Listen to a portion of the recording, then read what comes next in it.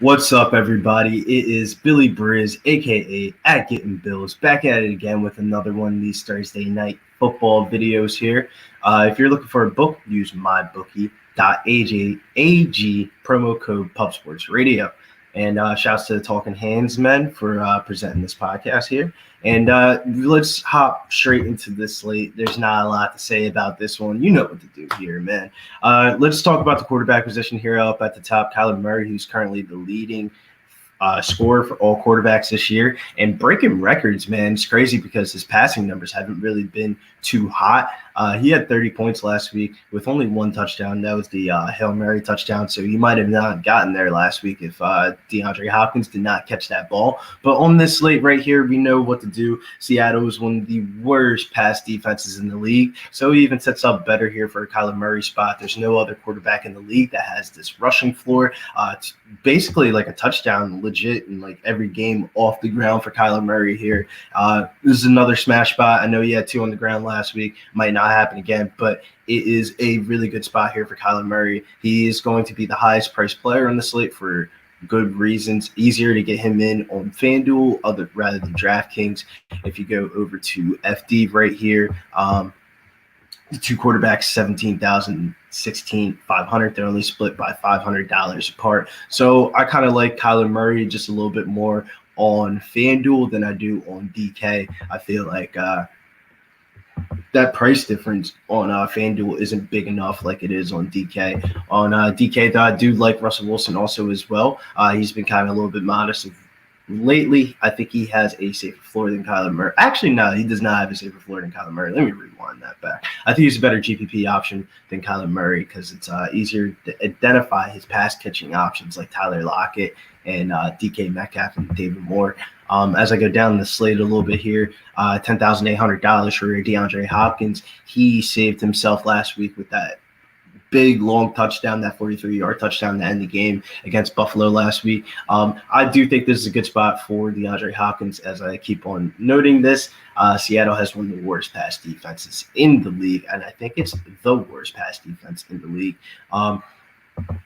This wide receiver situation for the Seattle Seahawks is the one to monitor here. I believe that Tyler Lockett is playing, but is he at 1,000% healthy? Who knows?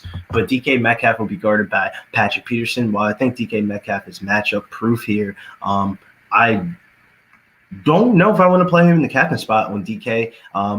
Definitely ways for him to score a touchdown in this game, but I kind of want to chase the ceiling here. There's going to be a lot of points scored in this game. While I'm saying I am not full fade in DK Metcalf, I might be a little bit underweight with him this week.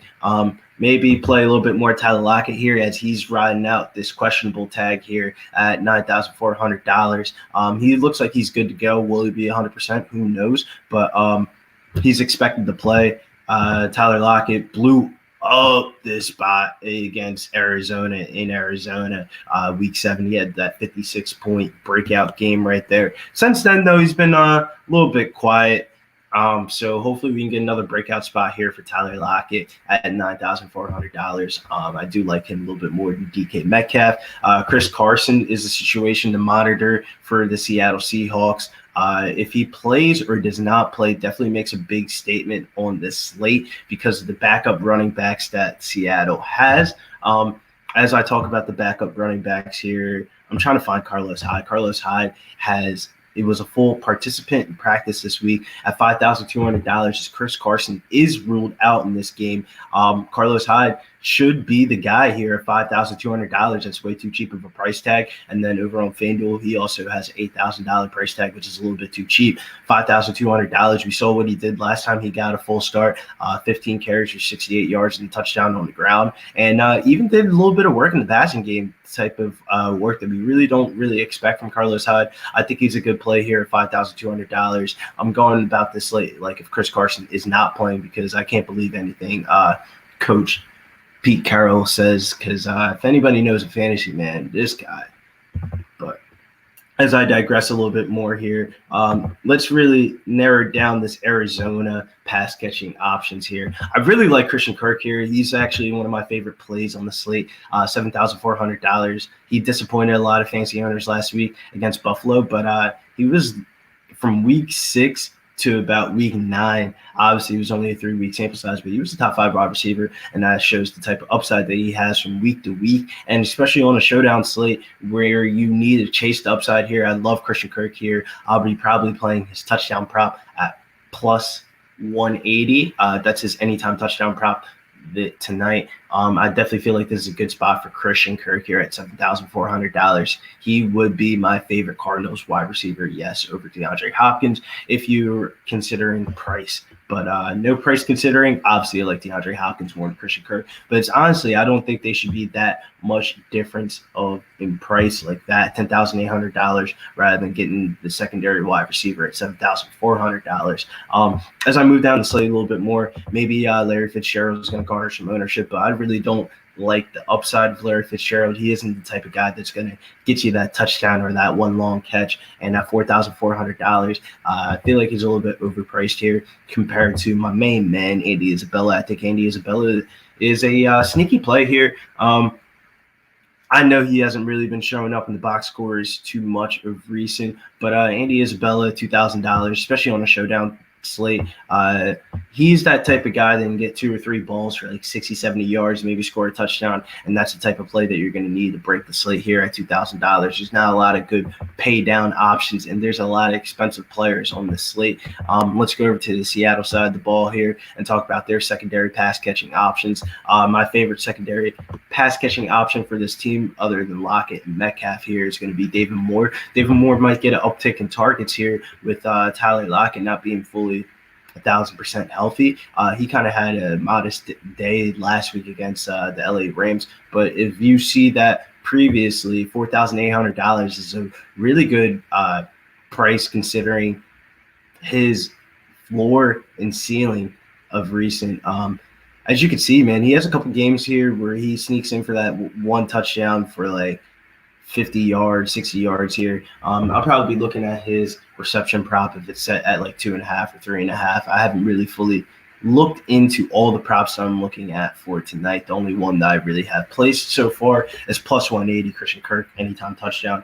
But I think David Moore here has a good chance of getting inside the end zone. It's going to be a high-scoring game, back and forth. We saw these two teams play in Week 7, and the score was 34-37, one of the highest-scoring games on the showdown slate all season so far. So I definitely like this spot for David Moore here for their secondary pass catching options. I kind of want to shy away from the tight end situation here. It's kind of a toss-up between the Greg Olsen, Will Dissly, and Jacob Hollister range right here. It's kind of really hard to decide which one of these tight ends that you want, but one of them will probably be relevant, but you're kind of just shooting yourself in the foot right there, taking the 33% chance shot of picking the right tight end. Unfortunately, DJ Dallas is no longer viable anymore, but man, I love those DJ Dallas days, man. When both the running backs are out. But that's really my quick synopsis of the slate. There's not really much to really say, man. There's not a lot that you can really do here, but one of my favorite lineups combinations that I'm rolling out with right now with going into this one, like if Chris Carson was hurt, is putting Kyler Murray here in the MVP spot. Probably would switch that if this was like a single entry GPP lineup, but I don't want people screenshotting and all that because that's not what we're here for. We're here to talk about strategy and stuff like that. And I would probably play Kyler with D-Hop, and then where's Kirky at? Kirk at $7,400. Then I would probably put David Moore in here. I don't know why I just randomly put Metcalf in there, but take out Metcalf, put in Hyde, and then we're left with $2,000 play Andy Isabella here, and this leaves off $300 remaining salary. And the goal of these GPP slates is take down the GPP slate number one, not split the money with anybody here. And this is one of my favorite lineups going into tonight. If Chris Carson is ruled out. I do like the Kyler Murray, DeAndre Hopkins, Carlos Hyde, Christian Kirk, David Moore, Andy Isabella combination here. I feel like it gives you a good safe floor with a access to upside ceiling here with Christian Kirk, David Moore, and Andy Isabella. Those three wide receivers always have the opportunity to really break out. And if you don't want to play DeAndre Hopkins and you want to get some more of this pass catching options on Seattle, you can play Metcalf here, switch out Isabella, maybe pay up for something different. And that's kind of how I'm looking at this slate for DK. Let me head over to FanDuel here. FanDuel is just a little bit different in price range. It's a lot more condensed price. And I'm looking at Kyler Murray definitely here. Probably will go overweight on Kyler Murray since it's only, let's say, Kyler